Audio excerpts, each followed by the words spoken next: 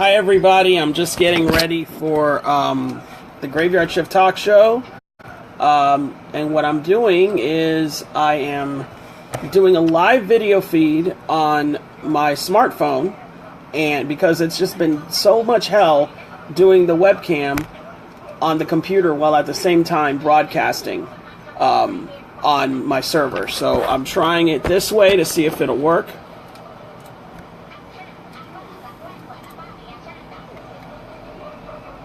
Okay. All right. Hi, James. Thank you. Thank you. Yeah, I'm just trying something different.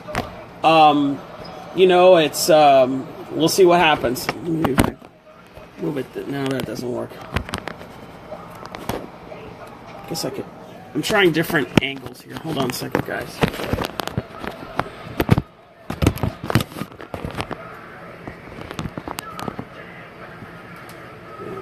Hold on. Yeah, that's better. Yeah, I agree. I agree.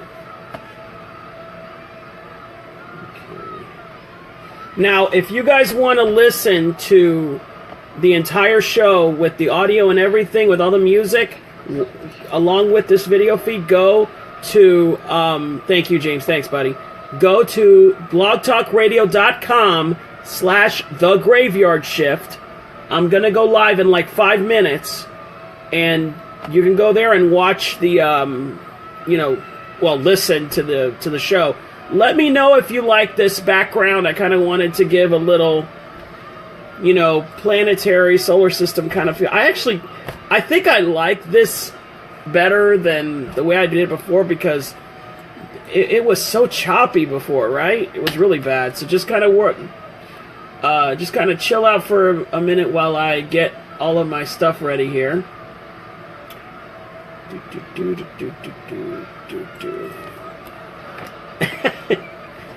Well, I appreciate your honesty, James. Thank you. And I'll be taking open lines, by the way, during this show. So if you guys want to call in and give your opinion on anything I'm talking about, actually, I'll put the... Oh, well... Hold on. Work with me for a second. I wonder if I can... No, I guess not. Ooh, that was bad. I almost canceled it there for a second.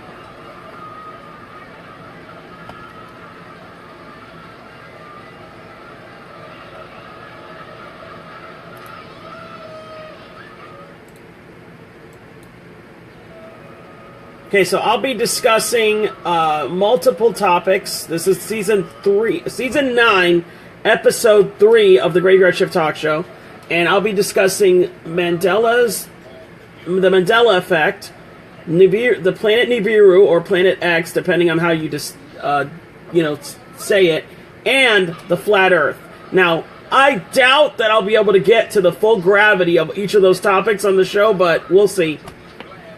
And if you want to call in during the show, I'm going to go live in like 3 minutes. You can. The number to call in is area code 657-383-0162. That's area code 657-383-0162. I wonder if it'll let me comment on... I'm going to try to go into my Facebook on the computer and edit a little bit. Let me see if it'll let me do that. I doubt it. Oh, good, it's letting me. Okay.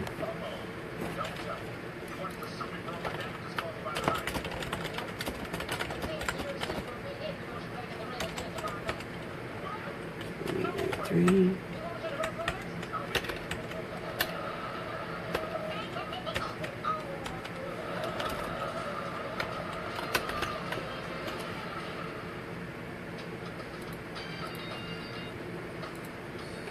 There we go. Perfect. Okay.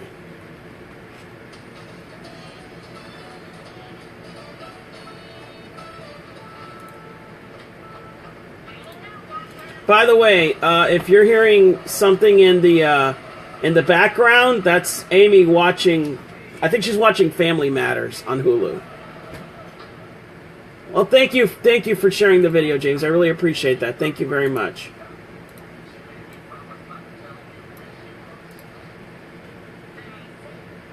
Okay.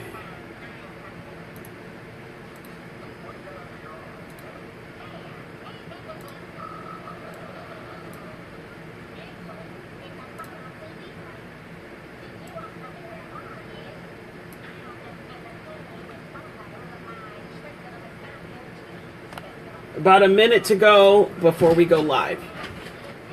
Once again, if you want to listen live, it's actually, you know what I'm going to do? I'm going to hold on. I'm going to edit that because it didn't say everything I wanted it to.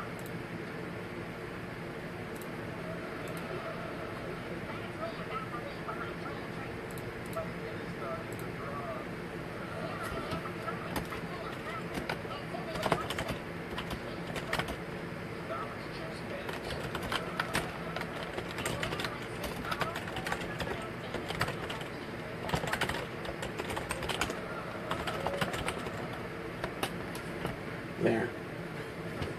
That should do it. Hopefully that'll...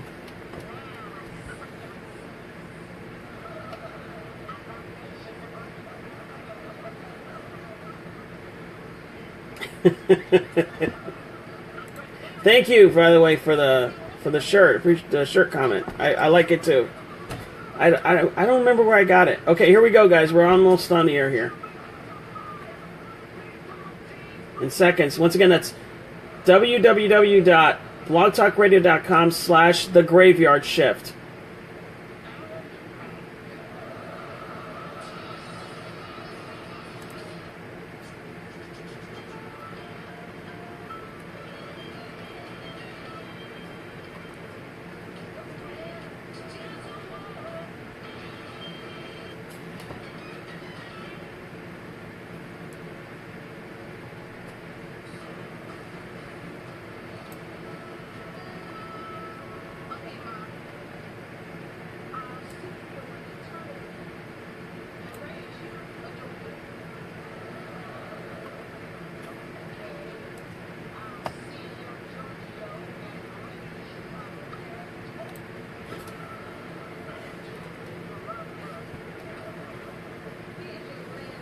Okay, we're live. I'm live now.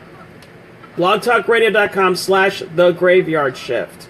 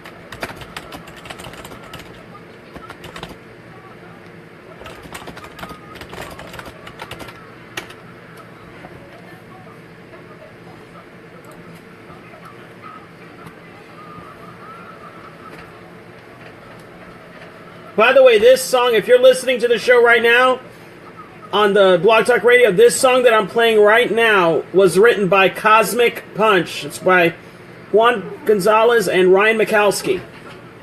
And Ryan actually owns Smoking Comics. Thank you, guys. Appreciate all the likes.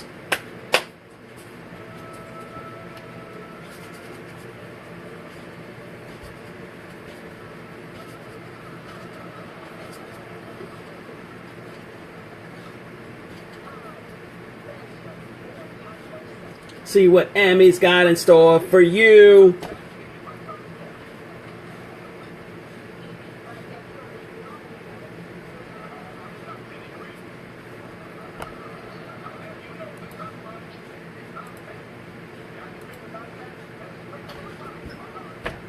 Yeah, you know what? I like this a lot better than the way I was doing it before, actually. I can't believe I didn't think about it before.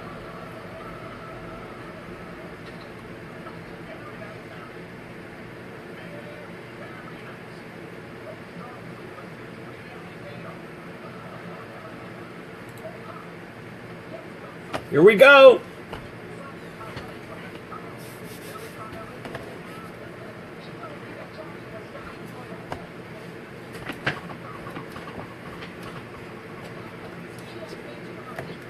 The Graveyard Shift online radio talk show. Get ready to kneel, true believers. Hey everybody, welcome to the Graveyard Shift Talk Show, Season 9, and it's episode Trace, actually episode 3, and I know a lot of you on our Blog Talk Radio servers are saying, WTH, Emmy, how can it be episode 3 when I'm looking at your episode list and hello, there's no other episodes before this? Well, that's because, guys, I actually had episodes on the Facebook page of mine called Emilio Diaz, if you haven't noticed. And if you have noticed, well, good for you. So, guys, here we are at the beginning of Season 9. I'm so excited. And this episode's title is Open Lines. Mandela's Planet X is in effect on the flat Earth. And if that title doesn't get you a clue on what today's episode's going to be about, I ain't got nothing else for you. But just in case, thank you very much, Michael. Just in case, I'll tell you, it's about the Mandela Effect, Planet Nibiru, or Planet X, and the flat Earth. And what is my opinion on all of these things? What is your opinion on all these things? This is what we're going to discuss. Now, there's two ways you can watch this show live. You can, well, actually, one way you can watch it, two ways you can listen to it. One way is you can listen to it with the music, with all the clips that I play, on our Blog Talk Radio server, which we're very grateful to Blog Talk Radio for bringing us back. We want to thank them for, inviting us back to the server. It was great. I love being on Blog Talk Radio. It's a great server to be a part of and everything, so thank you very much, Blog Talk Radio. You can listen to us on blogtalkradio.com/The Graveyard Shift, and that's one word, blogtalkradio.com/The Graveyard Shift. Now, for any of you that want to call in live during the show, I welcome you to do so. You can do it by calling in at area code 657-383-0162. That's area code 657-383-0162. And if you're watching us on my Facebook page, the number's right there. You can call in and you can listen while I'm on. Now, I said there were two ways, right? So while I'm doing this in audio on our Blog Talk Radio page, you can watch me with your peepers on my Facebook page, which is Emilio Diaz, or facebook.com/EmiDaShogun. That's EMIDASHOGUN. We also have a show fan page on Facebook called The Graveyard Shift Talk Show, and you'll know it's us because we have that famous yellow and black logo of The Graveyard Shift, which, I still haven't gotten a t-shirt for that yet. Gotta get around to that at some point! And by the way, I want to welcome all our awesome fans and friends and family that's watching us on Facebook. I want to thank you guys for even if it's just a quick pop in just to see what's this guy about. Oh man, I don't want to see that. That looks boring. I'm gonna go away. Whatever it is. Thank you, welcome, and I hope to, for those of you that don't know what the show is and are just watching this for the first time, I hope to welcome you as longtime fans. So for the rest of you, this has been one heck of a season, hasn't it? I mean, already, we are only in episode 3, and I've been to Tampa Comic Con, I've been to MegaCon, I got to interview a ton of people, including Bill Farmer, the voice of Goofy. I've interviewed a whole ton of artists. I interviewed Jerry Conway, an artist, a writer, he was a writer, is a writer of Marvel. And I interviewed a whole ton. Oh my gosh, a lot of people, I can't even remember all their names, to be quite honest. But I also got a chance to see again my very good friend, Dr. Paul Bearer, whom all of you, I hope, have seen his videos on Facebook. If not, please check him out. He is hilariously, frightfully great. And by the way, I also wanted to welcome another friend, colleague of mine, who is in the same kind of similar business as Dr. Paul, Michael McQuarrie, who is the man of 1,000 faces, and truly he is. If you guys haven't checked out his stuff yet, go on YouTube and just look up Michael McQuarrie, or just look him up under my friends list. And let me tell you, this guy is one hell of a talented chapeau, and you can check out his stuff. Okay, so what's going on? This season, I'm going to do things a tiny bit differently. You know, I used to start the show by going into the news of the day, which I still might do that, but because we have so many topics today, I think I'm just going to jump right in. So the first topic that I'm going to talk about is the Mandela Effect. Now, some of you may or may not have heard of this, and by the way, as I'm discussing these topics, I want you guys to call in on your opinions, and if you've noticed anything about any of these topics, especially this one, I want to hear about it. What is the Mandela Effect? Okay, the Mandela Effect is actually a very interesting phenomenon. I only found out about it, I want to say, less than 6 months ago.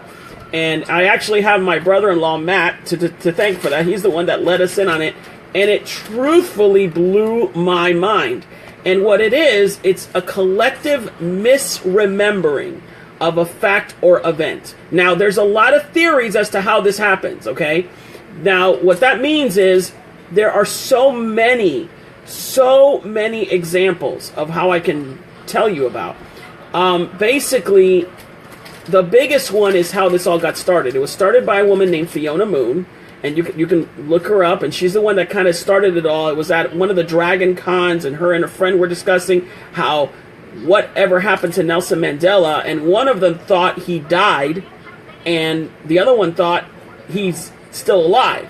Well, that's where the whole name, the Mandela Effect, came up. Okay, basically, the Mandela Effect was that Nelson Mandela, what happened to him? Did he die where? How? A lot of us remember that he died in prison, right? During the 1980s. Well, hate to burst your bubble for those of you who still think this, Nelson Mandela did not die in prison. He actually died in 2013. Right? When I found out about this, I was like, what? Now, for some of you, this may seem like, oh, come on, everybody knows that, but not everybody knew this. And what's been happening is, ever since this thing became, you know, mainstream and popular, things have been added. There's been new Mandela Effect examples or phenomena. And what ends up happening is some of us are still affected by this phenomenon. Some of us still remember things as they were for real, and some of us are not. We don't see the changes, okay? There's one, for example, that people are recalling the death of Billy Graham, okay? Some people are confusing Mr. Graham's retirement or maybe the televised funeral of Mr. Graham's wife, but some clearly remember the events very, very vividly and will disagree to a very, very strong amount. So there's that. There's also some people who recall a painted portrait of Henry VIII. You know, King Henry, I am Henry VIII, I am Henry VIII, I am. That he was holding a turkey leg in one hand. Now, this one I think is someone superimposing, but I don't know. Someone remembers that there was an actual painting of this. Someone's saying no. There's another one where there's some people remembering McDonald's was spelled as MacDonald's. I'm thinking that one is a wrong memory there. So now I'm going to hit you with a big one.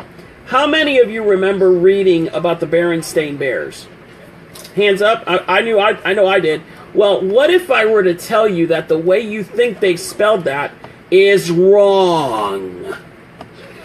How is it spelled? B-E-R-E-N-S-T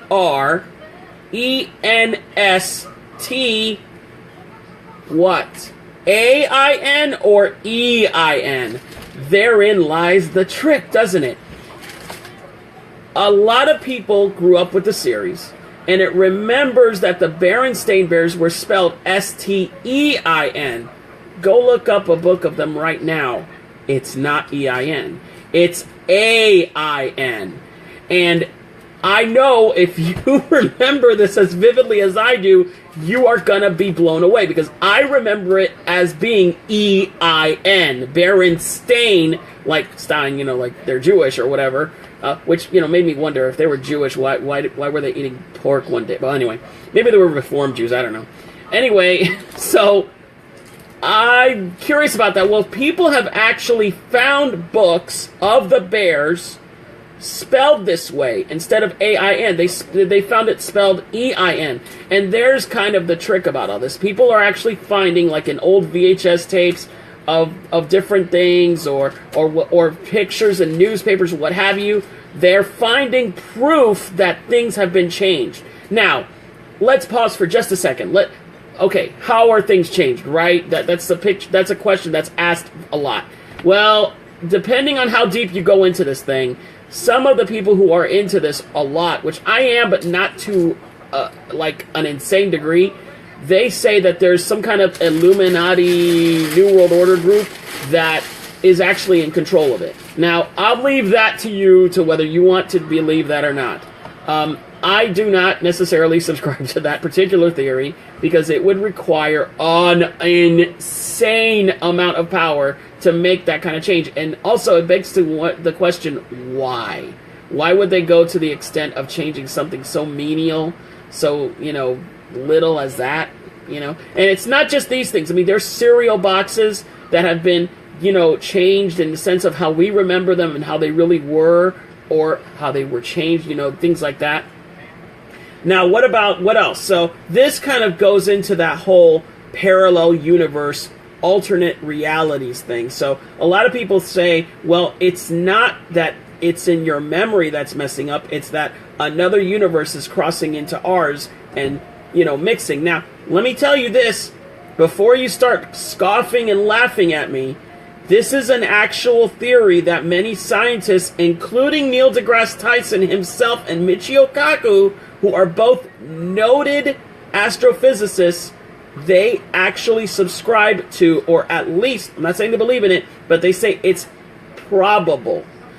So what that means is, if parallel universes are real, then there are times where they might intersect with ours, and maybe in that universe, Frank Sinatra never existed, or it was somebody else instead of Frank Sinatra that became famous, or maybe in that universe something so small as the Berenstain Bears were spelled a different way, and it's spilling into ours, and there you have it.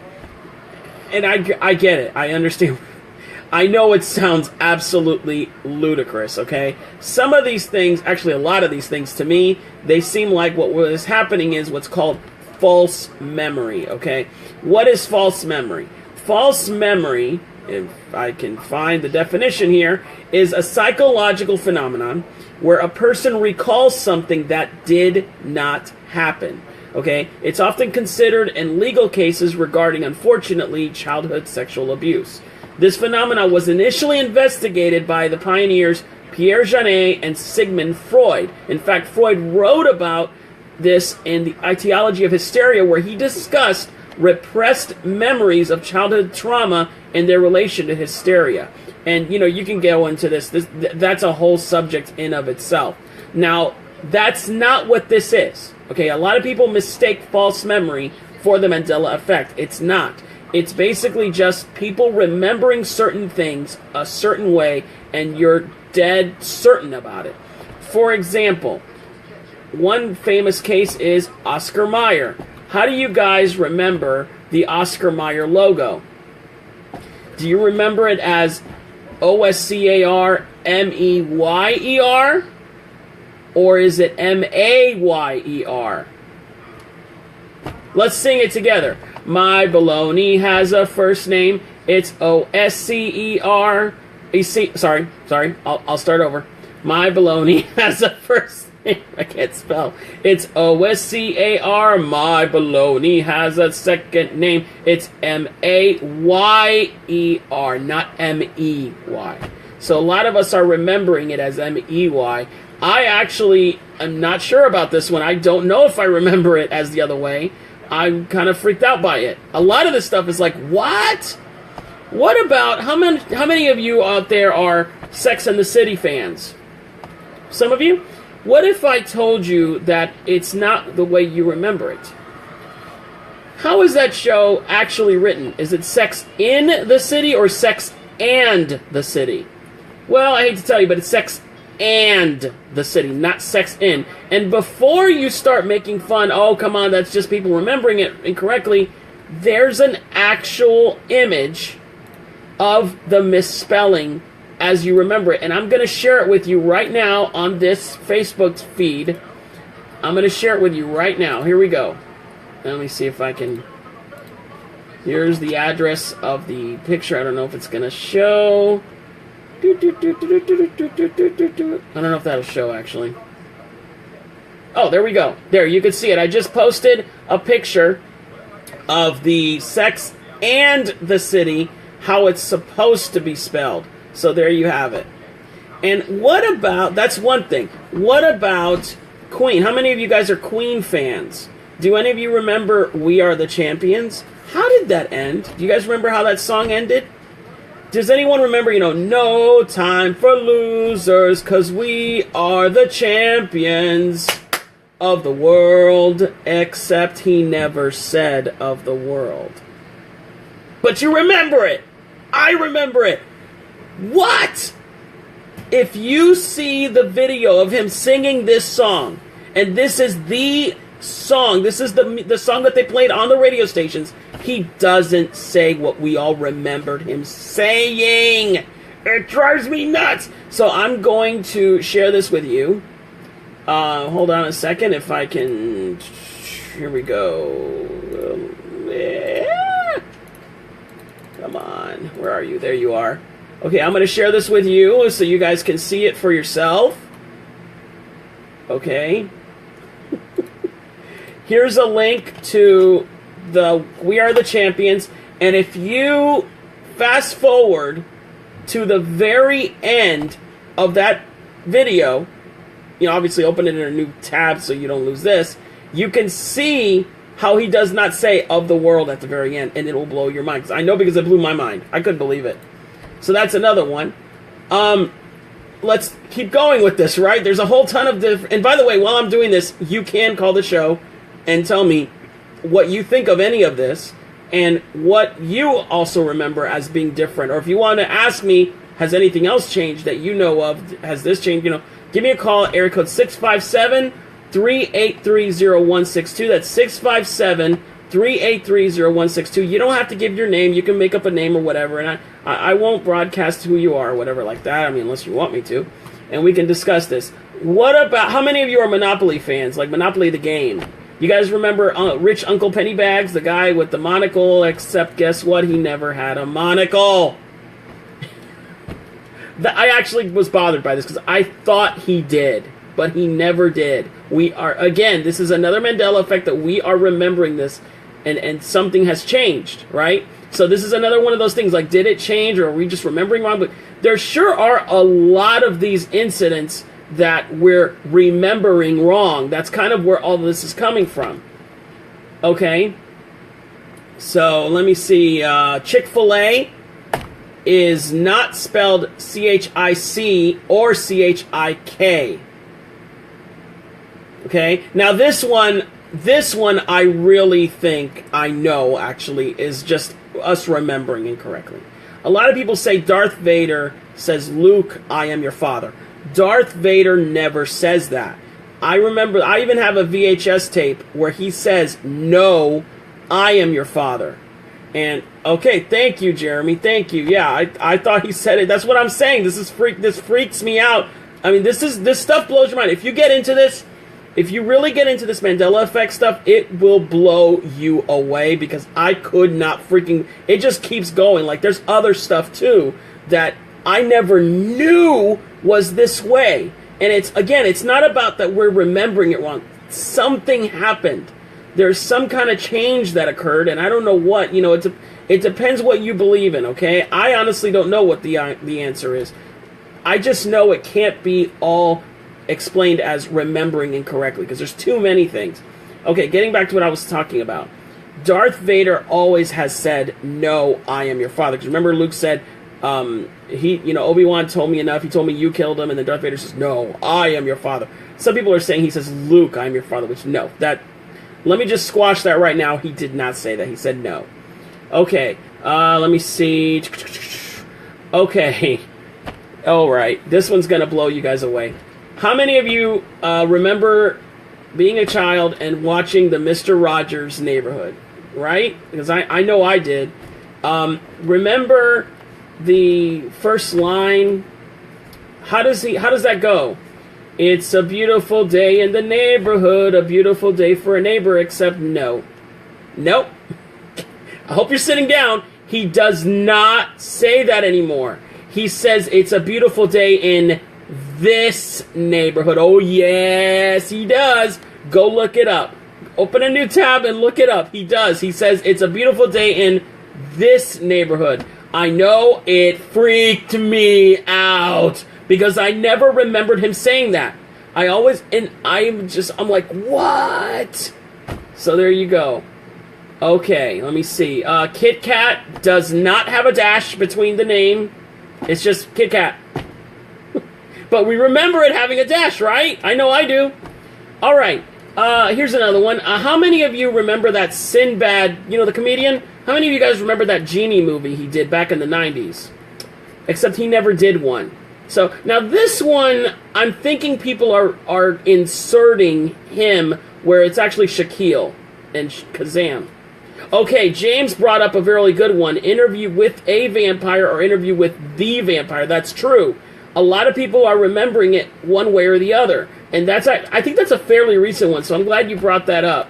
I'm not sure which one it's supposed to be, but I think it's supposed to be interview with Timmy also never fell down the well. That's true, he never did. That's very true. How about I've got an audio clip of this to prove it. How about Forrest Gump? How many of you guys remember Forrest Gump? What did he say to the lady in the very beginning? My mama always said, life what? Well, everyone says he says life is like a box of chocolates. Guess what? No.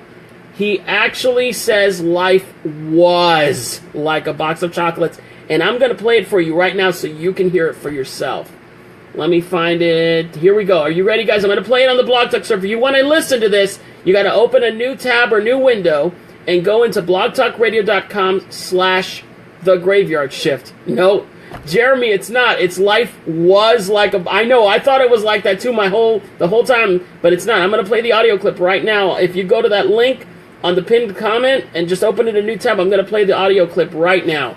I'll give you guys a couple seconds if you want to wait. Yeah,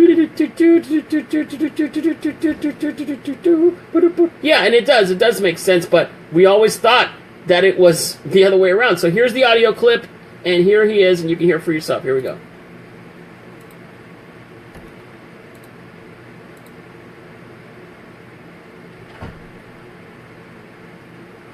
Okay, I'm playing the clip on the Blog Talk Radio.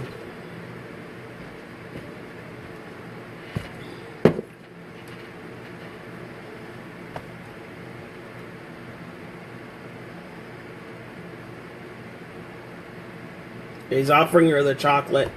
Once again, if you want to listen to what I'm playing right now, open a new tab or window, go to blogtalkradio.com/The Graveyard Shift. Life was like a box of chocolates. I mean to tell you, that blew me freaking away. When I heard that, I couldn't believe it. I mean, it's true. It makes sense now that if you think about it, that's what he should be saying because it was past tense. But we always remembered it as is. And again, this breaks the theory. What are we talking about here? Are we talking about we're just remembering things wrong? Or is there something more devious going on? Now, I know some of you think of this in a different way, so that's fine. Let me see. Now, James just said, also a kid got run over by the tank in Tiananmen Square. Oh, right. Exactly. There is a video of the kid that... Are you talking about the one that everyone remembers as standing up? The one that protested standing up? I'm not sure if that's the one you're talking about, James. But there's one of a guy that was protesting standing in front of the tank, and I don't know if this is the one he's talking about or is that it got changed, that he actually got run over. And he said he watched it in history class, so that's... Yes, okay. I remember this too. We all that's a pretty serious change. Thank you, James. We all remember that, or most of us anyway, remember that famous protest of the guy the grocery guy, I think it was called, and he was standing in. Thank you very much. He was standing in front of the tanks in Tiananmen Square. Well, now if you look at it, he gets run over. He gets run over. Look it up. I mean, I saw it myself, and yeah, okay. So now, James says now it's a guy that stood there and talked to them. That didn't happen. It was a kid, and he got run over, and that is what sparked the Civil War. So now, if you see it, it's the other way around. He actually did not get run over. So I'm sorry, I said that the wrong way. See, this is what happens, you know. So this is again, what's going on here? It's pretty serious stuff. Okay, how about movies? Hannibal Lecter. Did he ever say hello, Clarice? Nope. When Clarice first meets Hannibal Lecter, he actually just says, good morning. He never says hello, Clarice. And yet, it's the most famous line. It was never said.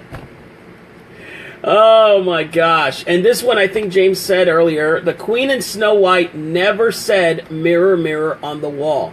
What she actually said was, magic mirror on the wall. So... Oh, no, that one is... Okay, let me see. I mean, so anyway, this just goes on and on and on. I mean, I can go into this forever, guys. I mean, you know, that's what this is all about. Okay, let me see.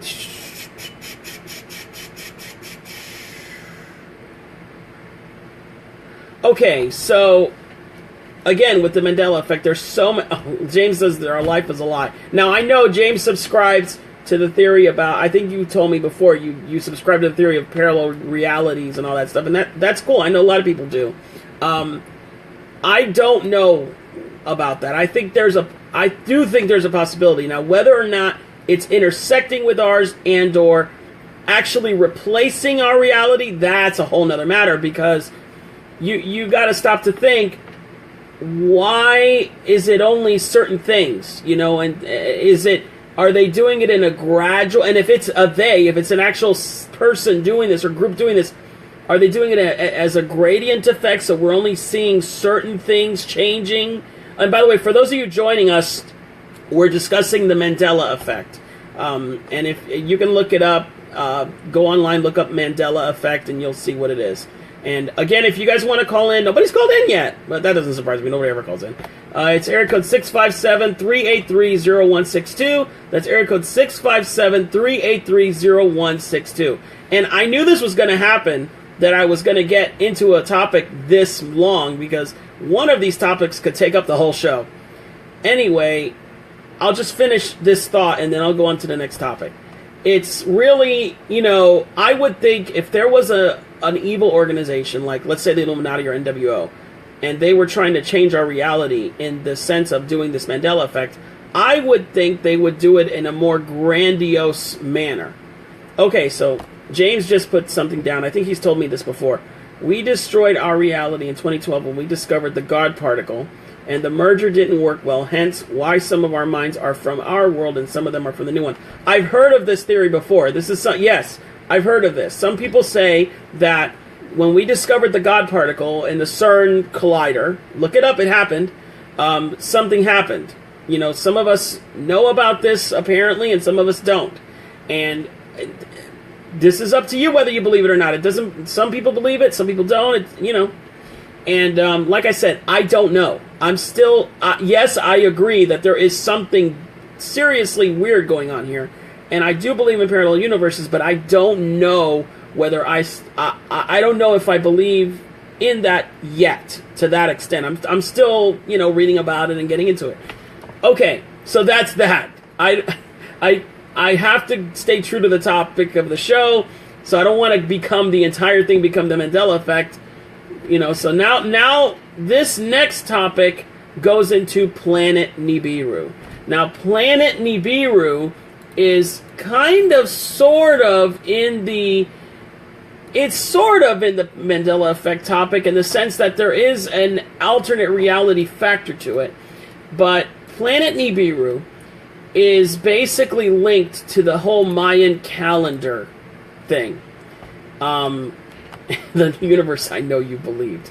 Yes, Planet 9. Right, thank you, Jeremy. Yes. So, there's a lot of rumors that have gone on with this, okay? The first one, or one of the first ones, said that the world was going to end in 2012. You remember that? The whole Mayan apocalypse thing, which obviously didn't happen. And one popular contender was planet Nibiru, which was apparently a planet that would be colliding with the Earth. And that would be the end of the year, which it never happened. Well, apparently there's still some people saying that it's still going to happen. Nibiru has been linked to NASA by various bloggers and is also sometimes referred to or confused with Planet X, another supposed world for which there is no evidence. According to certain sources, some people say no, there is evidence and there's video. Then again, there's people saying there's evidence and video of the flat Earth. Go figure. Because of the Nibiru NASA connection that hasn't been claimed, the space agency put out a statement to say there is no Nibiru or Planet X coming to destroy Earth.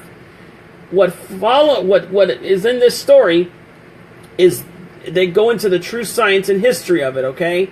And, you know, as far as evidence for this planet, well, in 1984, a scientific paper was published in the Astrophysical Journal Letters, which discussed several infrared sources with no counterparts that turned up in a survey of the sky. Such surveys are common in astronomy and usually involve follow-ups that individually detail the more interesting sources. Now, in the follow-up of the 1984 survey, most of the sources turned out to be distant galaxies. None were identified as planets.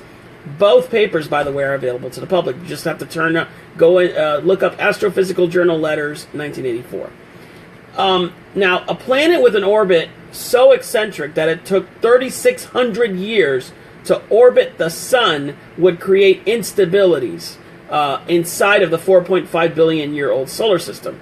After only a few trips, its gravity would have significantly disrupted the other planets while feeling a responding push from those planets that would have changed its orbit significantly. Now, the easiest and most verifiable piece of evidence arguing against the existence of this planet can be really performed by anyone according to this article. According to the information available, a planet, they just said it, easily performed calculations show that by April 2012 it would be brighter than the faintest stars viewed from a city and almost as bright as Mars at its dimmest. This would make it visible to astronomers everywhere. Now, the most common rebuttal of this is the cry of conspiracy theory. However, there are hundreds of thousands of amateur astronomers around the world, each with their own telescope. On top of that, most of the thousands of professional astronomers are linked not to the government, but to private universities. Okay, so this goes on and on. Obviously, this article is against the theory of this planet. And there are a lot of people, again, who are out there who say this thing does exist, and they have video evidence of it. Okay, now let me give you my take on this. No. I do not think planet Nibiru exists. At least not the way we think of it, and I'll tell you why. Space is freaking weird as hell. And it's bigger than we could ever hope to even comprehend. The Earth that you and I live in is a little tiny blue dot in a insanely massive tapestry of galaxies and planets and anomalies and black holes. I mean, okay, everything in space has a path, has a start and an end point, or at least an orbit, okay? Let's look at comets, okay? Where do comets come from? Now remember, when comets first came up and became, visible, we thought they were portents of doom. I mean, even the word, it's flat, everyone knows. Thank you, James. I forgot. I'm not on that topic yet, but thank you for bringing that up. Here, I'll do that. That's for you, James, okay? There you go. Okay. When remember, if we go back in time, the comets were thought to be harbingers of doom. We thought, whenever we saw a comet in the sky, our ancestors thought, oh my God, something terrible was going to happen. And actually, a lot of times it did, so we linked it with them. And in fact, it got so detailed that comet prophecy was an actual career. The Chinese had detailed drawings. Like a two-tailed comet meant this, a three-tailed comet meant, famine or whatever, and, they would actually whatever, match it. There, I said it. And, it wasn't until two gentlemen got together and realized what comets really were. Well, that's not entirely correct. Their theories helped another person think of it. Edmund Halley and Isaac Newton became good friends, and because of Newton's Principia, basically the beginning of modern science as we know it, look it up, it's one hell of a read. His theories in that book led John Oort to basically come to the conclusion that there's this enormous cloud of comet of asteroids called the Oort cloud. Look it up, it's real, that exists. And this is an actual thing that really does exist, even though we've never seen it. But it really does exist. It's out there. We just can't see it physically because space is dark. Space lives matter, guys. Okay. Anyway, what was I going to say? All right. So, you have all these asteroids that become comets, okay? And at a certain point in time, because of where their orbits lie, the actual comet, because of gravity, turns and falls towards the sun. And also because of gravity, thank you very much, because of gravity, it turns around and makes an orbit that brings it so that we can see it in the sky. And then it goes back to the cloud. Now, some of you might be thinking, well, wait a minute, what does that have to do with anything? So what? I mean, okay, that's where the whole comet tail comes from. Because what's happening is when the comet leaves, remember, space is black and dark, but it's also cold, like freezing cold. Colder than the coldest Arctic glacier, okay? And when it comes closer to the sun bakes the comet, and what happens is you get the ice. You guys remember this from class, right? Ooh, excuse me. You get the tail, which is the ice, trailing off or whatever. And that's what we're seeing in the sky. The comet going and basically trailing off right above our atmosphere, so it doesn't actually hit our atmosphere. Now, if it does hit the atmosphere, that's a meteorite, right? Or a falling star. But if it doesn't, if it just coasts back into its orbit, that's a comet. Now, you better hope that a comet like Halley's Comet never crashes, because if it does, it'll do some serious damage. And it was basically Halley himself that, through his predictions, we actually have Halley's Comet. Now, the reason I brought that up is because that is a very vivid example and a real example of something that we thought was this mystical, supernatural thing, and it ended up being nothing of the sort. So what I'm thinking is happening here with planet Nibiru is that I think what people are seeing in their telescopes is not a planet. They probably saw some distant comet, or they saw what's called a rogue planet, which is very unlikely, by the way. You would have to have one of the most powerful telescopes in existence to see something like that. What is a rogue planet, Emmy? A rogue planet is a planet that's not near any sun. It's just drifting in space by itself. It has its own orbit. Some of them have moons, some of them don't. Some of them have rings, some of them don't.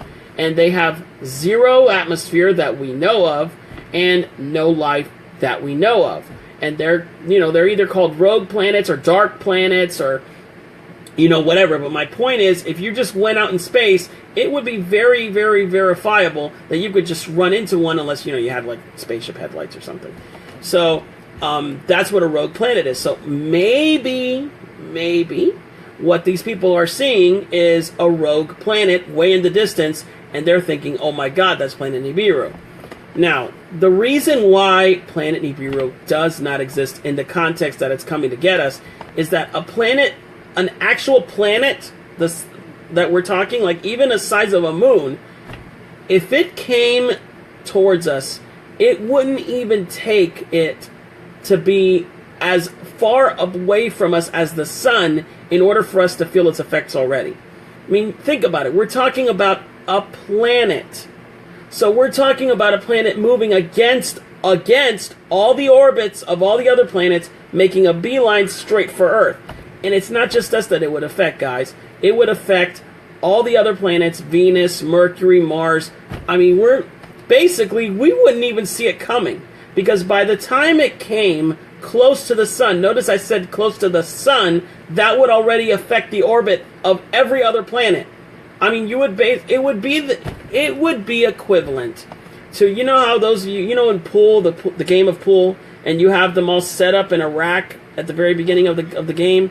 It would be equivalent to somebody hitting that first ball into that triangle, and all the planets go all over the place. It would be similar to that. Obviously, the planets wouldn't go all over the place, but you would have a cataclysm of, frankly, inconceivable proportions.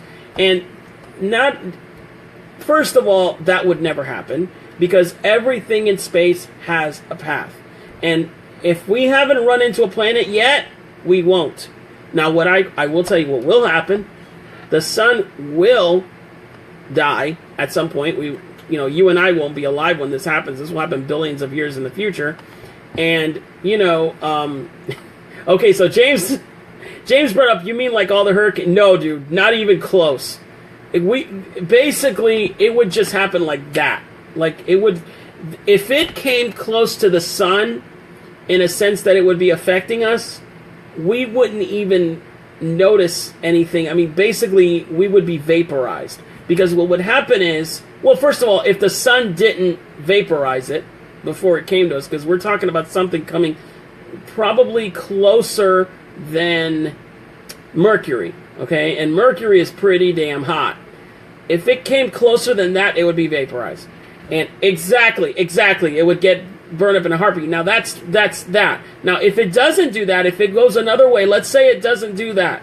Let's say it goes the other way and comes through our rear, we wouldn't even see it coming. We would just, I mean, literally, by the time it gets to a point where it would affect us, it would probably be as far away as maybe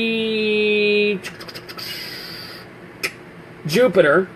And the reason, now hold on, we're talking about a moving body, right? We're talking about a moving planet.